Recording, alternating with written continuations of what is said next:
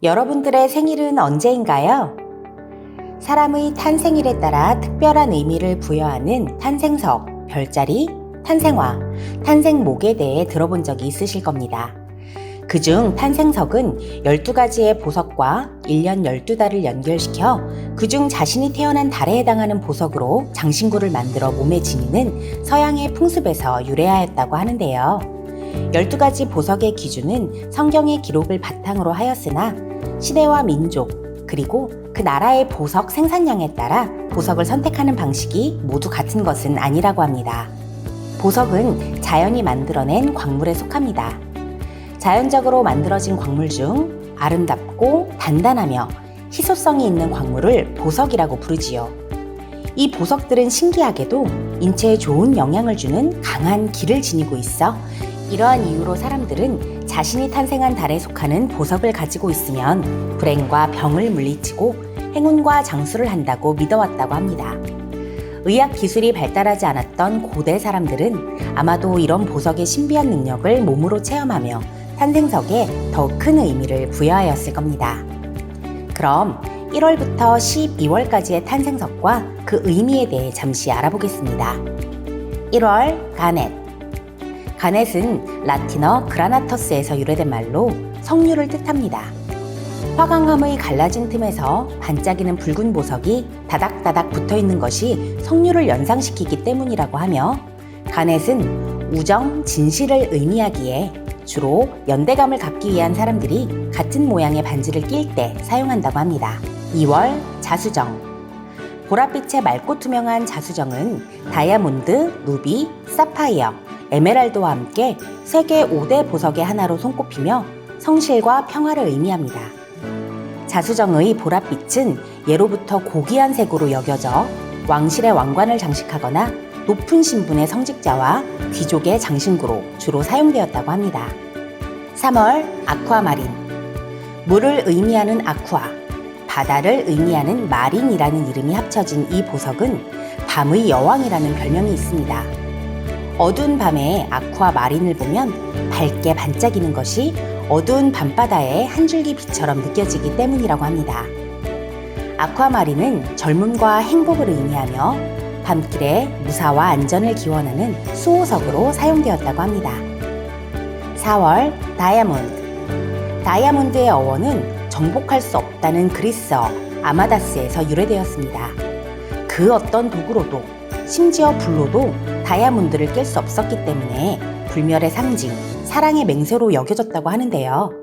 현대에서도 다이아몬드는 결혼 예물로 가장 많이 사용하는 보석 중 하나입니다.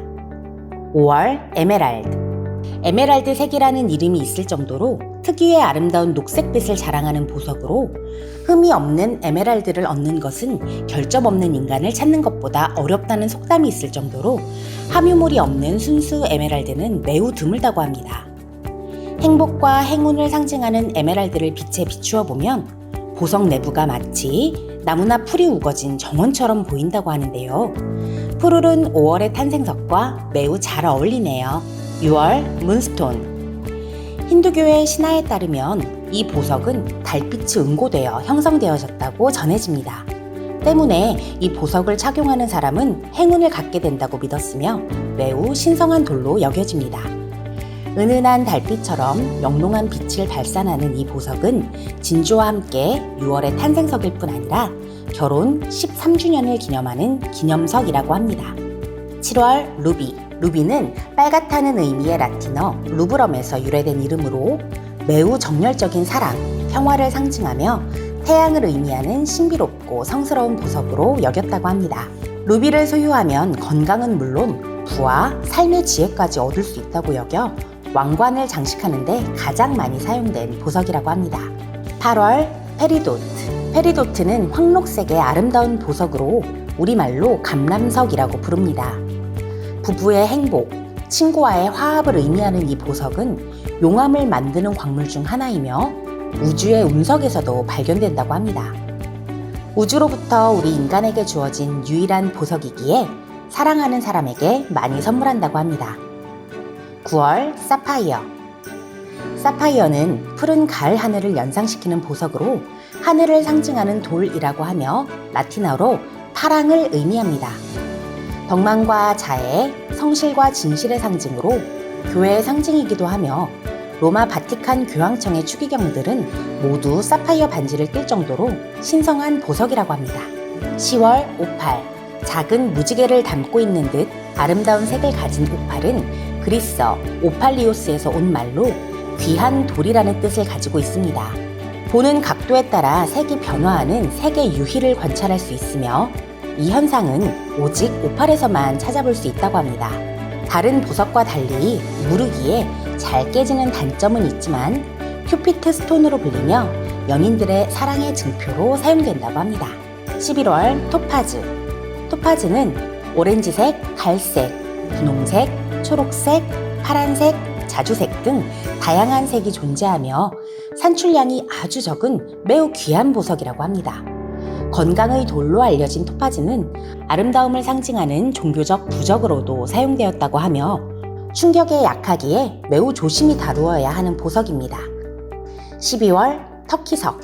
행운의 보석, 신으로부터 받은 신성한 보석이라 불리우는 터키석은 성공과 승리를 약속하며 오랜 세월 동안 심령적인 돌로 알려져 주로 성직자들이 사용하여 왔다고 합니다. 매우 단단하지만 변색이 될 수도 있으므로 손을 씻거나 샤워를 할 때는 빼놓는 것이 좋다고 합니다. 12가지의 탄생석 이야기 재미있으셨나요? 그럼 지금부터 탄생석 원석을 이용한 특별한 팔찌를 만들어 보겠습니다. 재료부터 확인해 볼게요. 왁스실 1m, 매듭실 20cm, 원석 1개, 3mm 음볼 2개, 2.5mm 음볼 2개, 가위와 라이터는 별도로 준비해 주세요. 먼저 왁스실에 원석을 끼워주세요. 3mm 음볼을 원석의 양옆에 끼워주세요.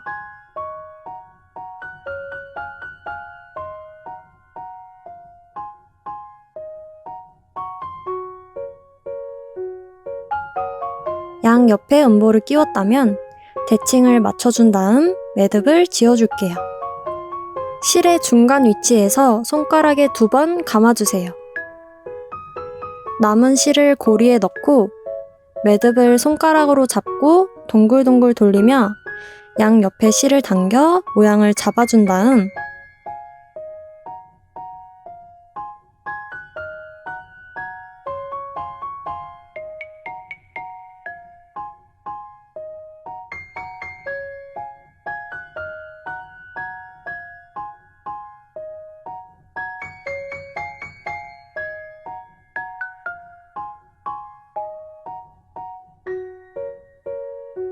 음볼에 바짝 붙여서 매듭을 지어주세요. 반대쪽도 똑같은 방식으로 매듭을 지어주세요.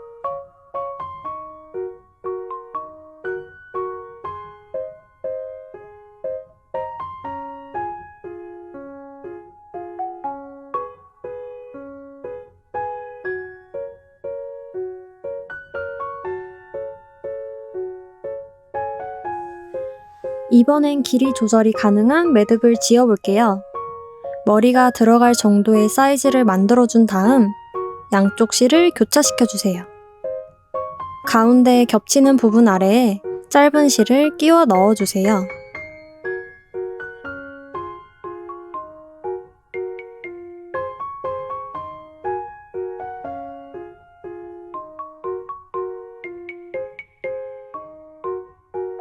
숫자 4 모양을 만들어준 다음 아래로 늘어진 실이 위로 가게 만들어준 다음 늘어뜨러진 실을 매듭 구멍의 안에서 밖으로 빼내어준 다음 실의 양끝을 당겨 마무리해주세요.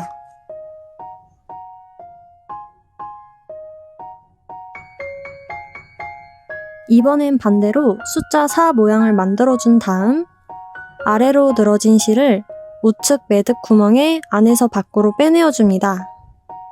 이 과정을 여러 번 반복해주세요.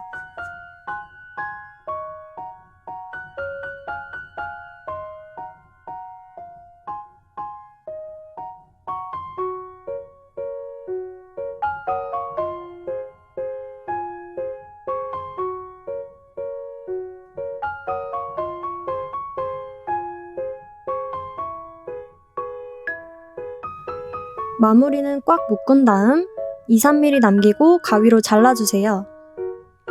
끝부분을 깔끔하게 하시려면 라이터에 파란불로 살짝 녹인 다음 라이터의 몸통으로 실의 녹은 부분을 눌러 끝을 뭉툭하게 만들어주세요. 라이터는 꼭 보호자 동반하에 사용해주세요. 튼튼한 고정력을 원하시는 분은 매듭 부분에 본드를 살짝 발라주세요.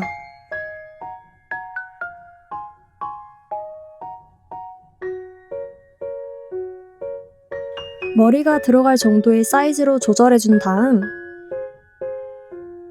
양쪽에 나와 있는 실에 2.5mm 음보를 한 개씩 끼워주세요.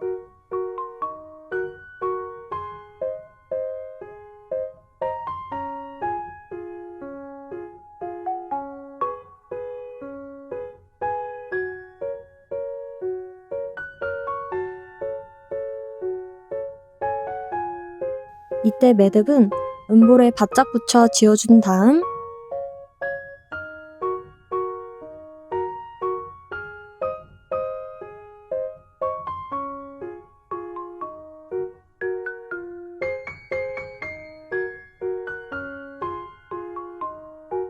가위로 잘라주세요.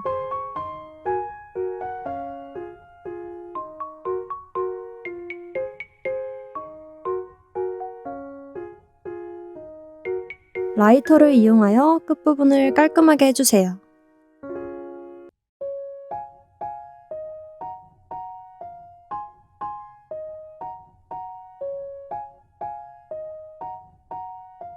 세상에 하나뿐인 나만의 탄생석 목걸이 완성입니다.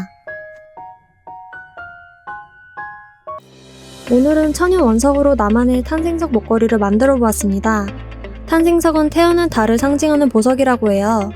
원석을 몸에 지니고 있으면 원석이 가지고 있는 힘이 수호신처럼 나를 보호하고 삶 속에 행운과 생기를 불어넣어준다고 합니다. 소중한 인연과 함께 태어난 달에 맞추어 직접 목걸이를 만들어보는 추억을 가져보는 건 어떨까요? 오늘 체험이 탄생석에 대하여 더 알아보는 소중한 기회가 되었으면 좋겠습니다. 그럼 다음 시간에 더 재미있는 체험으로 또 만나요. 안녕!